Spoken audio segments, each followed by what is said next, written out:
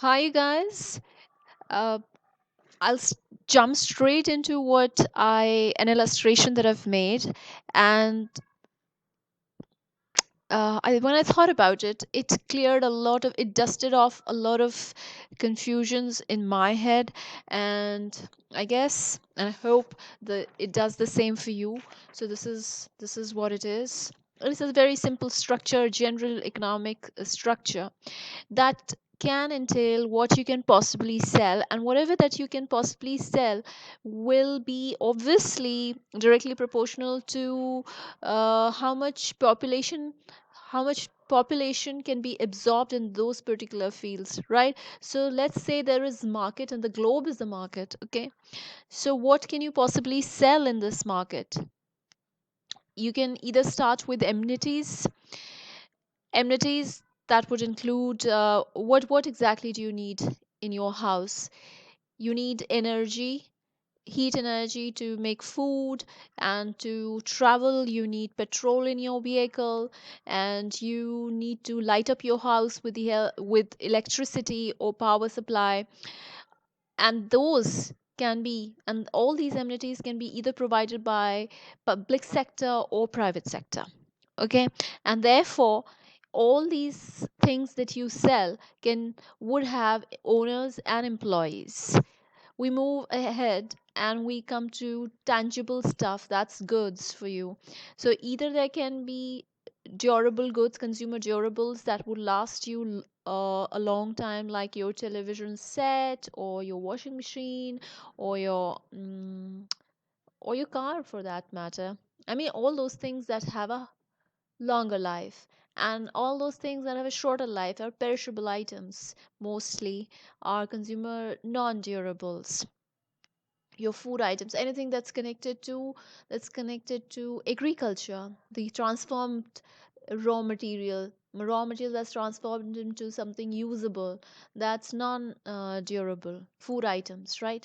So here too, either you can have public sector or private sector in this field, and they can be selling these things, or um, yeah, and here too you have owners and employees, and finally you can sell financial assets. Again, public sector, private sector, owner, employees, but here even customers. There are customers here as well, but what's the difference? I'll tell you. So now you know, if you want to sell something, it can happen largely under these three heads: amenities, goods, durable, non-durable, and finally financial assets. Financial assets would mean uh, any investment. All right, and what kind of investments we usually get drawn towards? Anything that gives us greater returns. The rate of return is higher. So you have, as I said, owners, employees, and customers. Why have I written customers here? Because there is another entity in the whole system, that's the administration, that's the government. So they are there to tax you. So if you are into selling of amenities or essentials, no, basically these three things, maybe four. So when you are into all these fields, they would tax the owner at various different stages: production, transmission, distribution, and they would tax each employee that's working, that's attached to the place, the firm. um, so that's government for you. All these blue things, they represent the government's activity. That's collection of taxes. Here too, when you are creating goods, either durable or non-durable, you have presence of government who's taxing you. um, it is taxing the owner, and it is also taxing each and every employee. And then when you talk about financial assets, they would tax the owner, they would tax the employees, and they would tax the customers if they happen to earn more than a certain amount of returns. So this is government's role. Now all this money that it collects in form of direct or indirect taxes and a few other things, we expect we expect it to provide means of survival for all those people who are not absorbed in any of these categories. That's people below poverty line.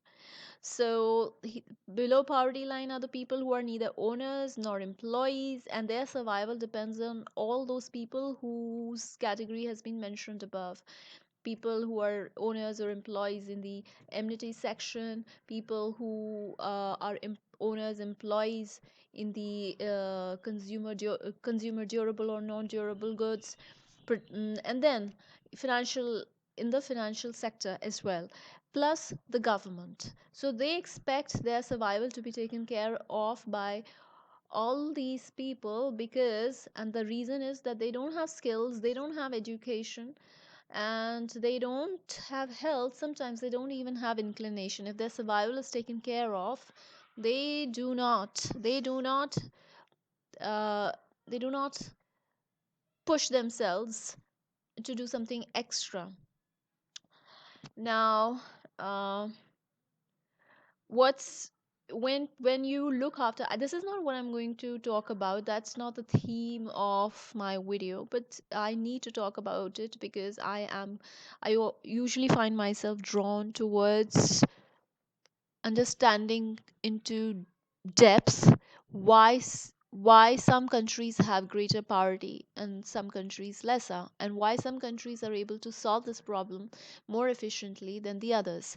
So the remedy by many researchers is that you need to take care of the survival of people under poverty line, which in our country, according to some researchers, is the figure is 8 crores. So 8 to 10 crores. So the government is expected to look after them for at least 7 years at a stretch, and then their not I guess, was I 7 years? Yeah, each unit of family would be taken care of for a very very long time. After after that, you can expect only after that you can expect they to come into mean income bracket, the average income bracket. This is a long time. So there's one country like Tanzania and few other countries, but I remember Tanzania's name because it was topping the list. It has solved the problem of poverty in the best possible manner. And what they have done, what has been their priority, and why am I talking about their priority? That's because when we see the people who perform well, we must understand that they must be doing something right, and we need to learn from them. And especially country like Tanzania that had a lot of challenges, and that has a lot of challenges, and still it's not one of those very fortunate countries where things are fine through and through. Okay, so yeah, so its single point focus was improving the infrastructure. So improving the infrastructure and government's focus on it did not just improve the productivity of the farm and non-farm people, and improved the travel time, operation cost, transportation, everything came under control, but it employed a large number of people. And there's so much infrastructure anomalies and unfinished projects even in our country, where these country there where these people, if absorbed, we're not talking about people who don't have inclination, and people who don't have inclination can be uh, can be assisted less because they need to have inclination until of course they have health problems or they are of a certain age. there should be there should be help and assistance and support without conditions. um, all right, so um, their focus was infrastructure, many people were involved in it, and I know it doesn't sound good but I need to speak about it. If you have people under poverty line having more than one or two children, one child or more than two children, I guess their support should be inversely proportional to it, because you can't be producing generations after generations of people under poverty line, people who live in abject poverty. There'll be as many mouths to feed, as many people, and on let's face it, all the help that's extended to them through government or through private hands, even you and me, we try our best to do what we can. Let's say, let's talk about Ujjwala 2.0, where gas cylinders are the first gas cylinder is given for free to people in a lower income bracket, and then even the next few cylinders are provided to them at subsidized rate of 500, when rest of us are paying more than 1000 or around 1000. So yeah, uh, yeah, so some kind of a cap has to be established. I'll give you example of certain online donation organizations that I'm a part of. The worst thing is hard selling sorrow of people. So every time I open internet, there or if I go to YouTube, and even if I'm looking for something that's on an urgent basis, the ad runs of all those people, of organizations, and that I'm already in whatever capacity I'm contributing to. So that ticks me off. You can't be doing that like 24 hours. Every site I open, there the ad appears. So same thing. You can't be ripping off and depleting the purchasing power of one category of population and feed the other category, which is completely unproductive. So that was what I was to, that's what I wanted to talk about, that infrastructure could be the way out. This is slightly in contrast to people who say that educate them. You need to first give them a stable source of income, and you need to provide them basic necessities. With stable source of income, what they want to do, they will do. They'll get the confidence, they'll get the inclination, they'll get the ambition. Education will of course join in, but soon after. And initially instead of giving them hard cash, they can be paid in form of food items given to them, roof and over their heads, clean water to consume, clean place to live at. So all these things can be, and they can't be selling away food in the market to buy liquor, or they can't be having hard cash to go and have liquor at the cost of their family. So this, I mean, there's so many ways. If somebody really wants to make a change, we at at our individual level can also l- uh, look for creative means to maybe innovate things here. Like for amenities, we know that all these amenities are available to us at a skyrocket prices, high inflation, 6% 7%, when you know that ideally shouldn't be over 2 or 3, because not just purchasing power is eroded, savings get eroded, and then the investment, the capital formation is not there. Capital is not there, which because you're not able to save, and that saving is not channelized to people who need it as loans. So Here, for financial assets, what I'm my uh, thinking is that, and I have actually experienced it, if you are able to provide people more attractive investment options, even if it is just 1%, 1.5%, more and more people would invest their disposable income into your products, financial assets, for the products that you're selling, financial products that you're selling. As for goods, innovation can be made in the form of at all levels of uh, at all levels of production, transportation, distribution.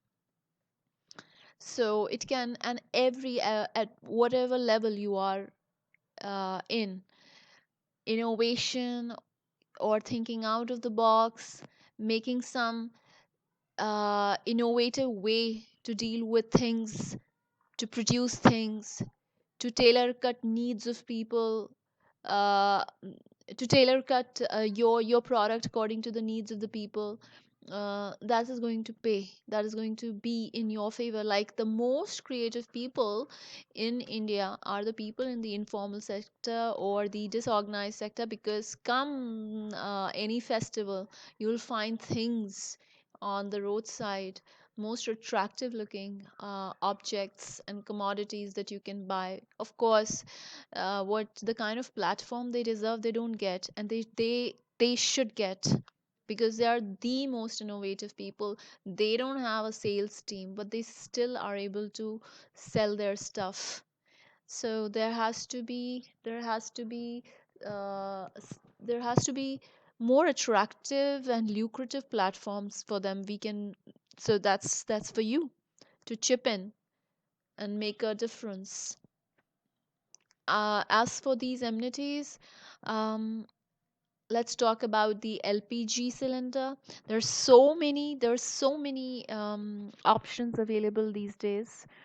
Like, instead of LPG, which cost around 1,000, and nobody knows what the actual refill cost and how much is, because the I've already done a video before. 50 rupees is the only is the amount that's taken by the distributor. Rest all goes into the pockets of people who of companies like Indian Oil and all those people. I mean, you can find out or watch the video that I'm talking about. So there's so many options like biodiesel.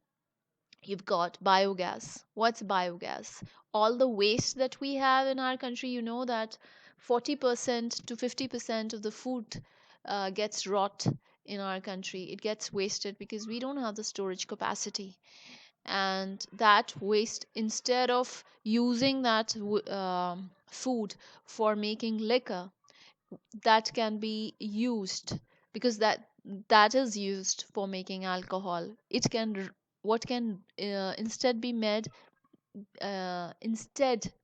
used instead be used as, okay, what you can instead use that particular waste is to create, is to make ethanol, which is a great biofuel, made out of waste, like waste of wheat and sugarcane and all those things. And if you mix biodiesel into it, that we can get from surplus uh, vegetable oil, soybean oil.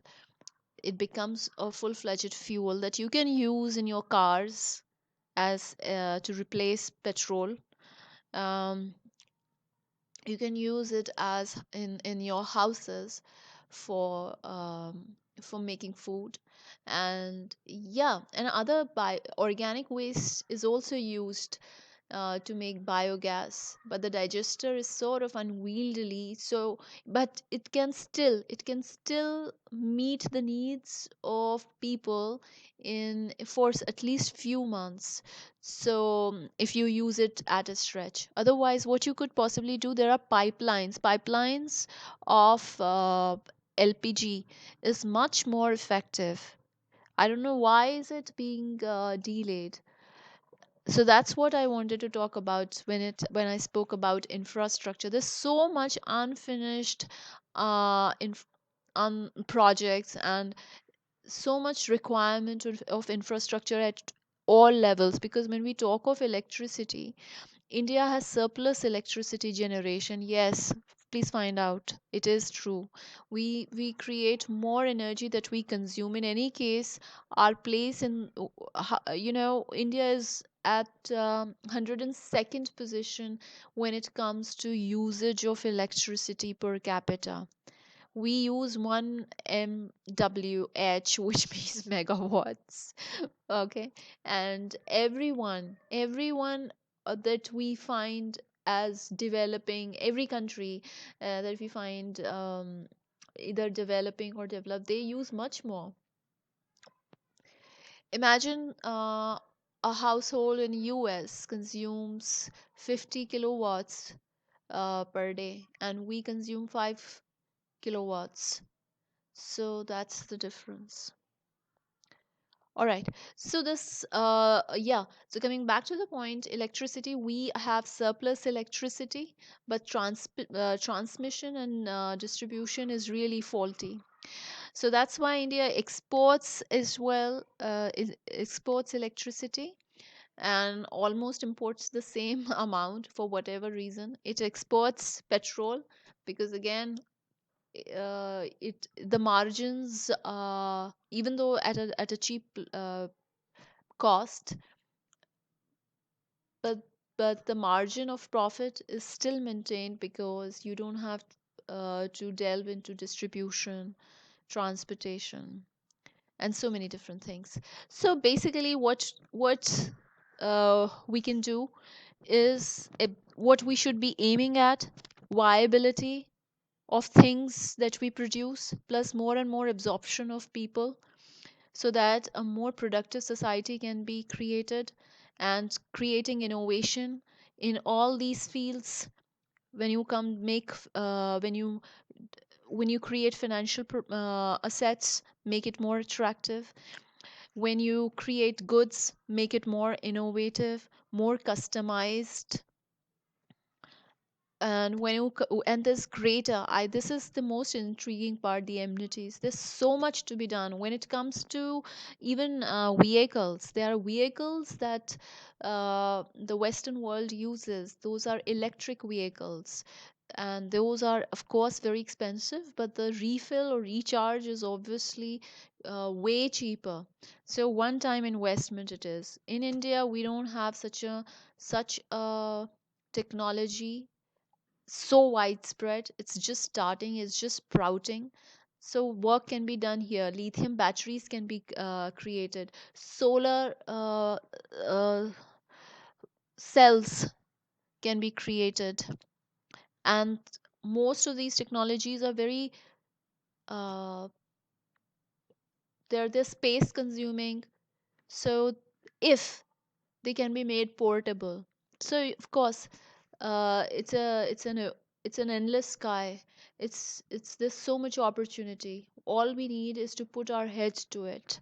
So this is what I wanted to talk about, that under these few heads, if we can innovate, if we can make things attractive, there is a lot of possibility of a better future for ourselves as well as others.